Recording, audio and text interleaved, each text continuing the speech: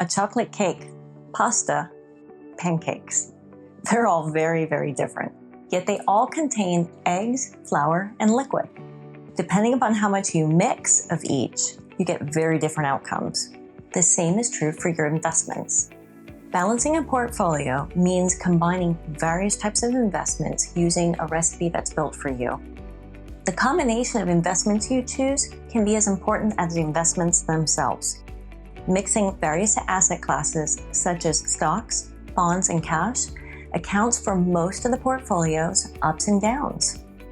Another reason to think about the mix of investments in your portfolio is because each type of investment has its own distinct strengths and weaknesses. Some of the investments may be chosen for their growth potential, while others might provide regular income.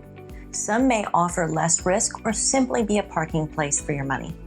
Likely, you'll require some combination of investments to meet your needs.